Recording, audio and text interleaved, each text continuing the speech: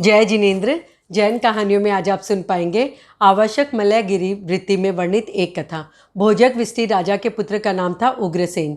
एक बार राजा उग्रसेन ने एक तपस्वी मुनि को अपना व्रत खोलने के लिए अपने घर में भोजन के लिए निमंत्रण दिया और समय पर मुनि को भोजन देना वे भूल जाते हैं। ये गलती राजा उग्रसेन से 2-3 बार हो जाती है। अपने कृत्य का अनुताप करते हुए राजा मुनि के पास जाते हैं और क्षमा याचना करते हैं। मुनि राजा को देखकर बड़ा क्रोधित हो जाते हैं, उनका क्रोध उफरने लगता है और उसी वक्त उन्होंने अपने तप का निदान किया कि यदि मैंने सच्चा तप किया है तो इस राजा के दुख का कारण बनूं। समय बीतने लगा, मुनि ने अपना आयुष्य पूरा किया। राजा उग्रसेन की पत्नी धारिणी गर्भवती होती है। मुनि का जीव रानी के गर्भ में आता है। रानी ने शुभ अशुभ अनेक संकल्प किए। उस वक्त रानी के दोहद उत्पन्न होता है। राजा उग्रसेन के कलेजे का मांस वो खाएं। राजा उग्रसेन के बुद्धिमान मंत्री ने अपनी बुद्धि से, अपने चातुर्य से रानी के दोहद को पूरा किया। गर्भकाल पूरा होता है। रानी ने एक पुत्र को जन्म दिया। रानी धारिणी सोचती है, जिस बालक ने गर्भकाल में अपने पिता के कलेजे का मांस खाने की इच्छा की, वो बालक निश्चित ही हमारे दुखों का कारण बनेगा। इसलिए उस बालक को कांसे के बक्से में रख कर यमुना नदी में वो प्रवाहित कर देती है और यह समाचार चारों ओर फैल जाता है कि बालक मृत पैदा हुआ था। कांसे का बक्सा बहता बहता सौरीपुर नगर में पहुंच जाता है। वहां पे एक श्रेष्ठी सुभद्र ने उस बक्से को देखा, खोला तो उसे एक बालक मिलता है। श्रेष्ठी बड़ा प्रसन्न हो जाता है, बालक को लेता है, अपनी पत्नी के पास ले जाता है, उसे अपना लेते हैं, उसका भरण पोषण करने लगते हैं। कांसे के बक्से में मिलने के कारण बालक का नाम कंस रख दिया जाता है।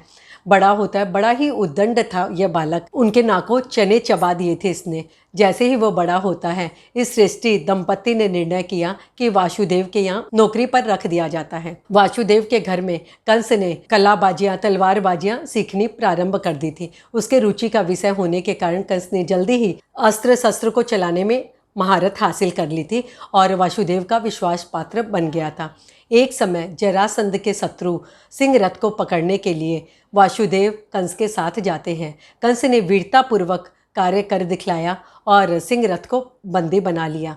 जरासंध को जब इस बात की जानकारी मिलती है, बड़े प्रसन्न होते हैं और कंस के साथ अपनी पुत्री जीवयशा का विवाह कर देते हैं। समय बीतने लगता है। कंस को जब इस रहस्य की जानकारी मिलती है कि वह श्रेष्ठी सुभद्र का नहीं बल्कि राजा उग्रसेन का पुत्र है, तो बड़ा क्रोधित हो जाता है। जब उसे इस बात की जानकारी मिलती है, उसका त्याग किया गया था, उसे नदी में प्रवाहित कर दिया गया था, वह अपने ससुर जरासंध से मथुरा नगरी मांगता है। जैसे ही उसे मथुरा नगरी मिल जाती है, वहाँ जाता है और राजा उग्रसेन को बंदी बनाता है। पिंजरे में बंद करके नगर चौक पे टांग देता है और नरसंहार प्रारंभ कर देता है। मथुरा नगरी में कंस, त्राही त्राही मच जाती है। मथुरा नगरी में लोग दुखी हो जाते हैं।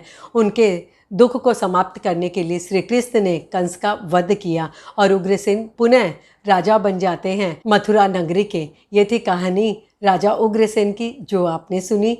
जय जिनेंद्र। जैन धर्म की रोचक जानकारियों के लिए देखते रहिए जैन कहानियाँ। जिन आज्ञा विरुद्ध कुछ भी कहो तो मिच्छामि दुक्कडम।